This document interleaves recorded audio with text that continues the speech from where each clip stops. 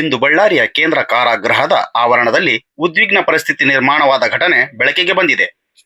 ಕಾರಾಗೃಹದಲ್ಲಿ ನೀಡಲಾಗುತ್ತಿದ್ದ ಆಹಾರದ ವಿಚಾರಕ್ಕೆ ಸಂಬಂಧಿಸಿದಂತೆ ಕೈದಿಗಳು ಮತ್ತು ಪೊಲೀಸ್ ಸಿಬ್ಬಂದಿ ನಡುವೆ ಗಲಾಟೆ ಉಂಟಾಗಿದ್ದರಿಂದ ಪರಿಸ್ಥಿತಿ ಕೆಲಕಾಲ ಗಂಭೀರ ಸ್ವರೂಪ ಪಡೆದುಕೊಂಡಿತ್ತು ಎನ್ನಲಾಗಿದೆ.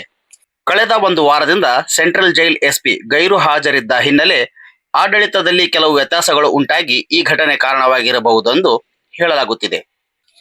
ಈ ಮಾಹಿತಿ ತಿಳಿದ ತಕ್ಷಣ ಬಳ್ಳಾರಿ ಜಿಲ್ಲಾ police SP Suman D Pennekar ಅವರು ಸ್ಥಳಕ್ಕೆ ಧಾವಿಸಿ ಪರಿಸ್ಥಿತಿಯನ್ನು ಪರಿಶೀಲಿಸಿದರು.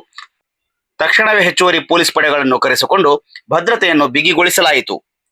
ಘಟನೆಯ ವೇಳೆ police sub inspector Ashok Hosamani ಎಂಬ ಸಿಬ್ಬಂದಿಯ ಕುತ್ತಿಗೆಯ ಭಾಗದಲ್ಲಿ ಸಣ್ಣ ಪ್ರಮಾಣದ ಗಾಯವಾಗಿರುವುದು ತಿಳಿದುಬಂದಿದೆ.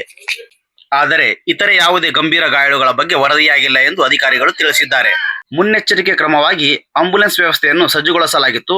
ಕಾರಾಗೃಹ ಇಲಾಖೆಯ ತಕ್ಷಣ ಎಲ್ಲಾ ಗೇಟ್ಗಳನ್ನು ಲಾಕ್ ಮಾಡಿ ಒಳಾಂಗಣವನ್ನು ನಿಯಂತ್ರಣಕ್ಕೆ ತೆಗೆದುಕೊಂಡಿತು. ಇದಲ್ಲದೆ ಘಟನೆ ಸಂಬಂಧಿಸಿದಂತೆ ನಂತರ ಎಫ್ಐಆರ್ ದಾಖಲು ಮಾಡಲಾಗುವುದು ಎಂದು ಅಡಿಷನಲ್ ಎಸ್ಪಿ ನವೀನ್ ಕುಮಾರ್ ಅವರು ಪಬ್ಲಿಕ್ ಪವರ್ ನ್ಯೂಸ್ಗೆ ಮಾಹಿತಿ ನೀಡಿದ್ದಾರೆ.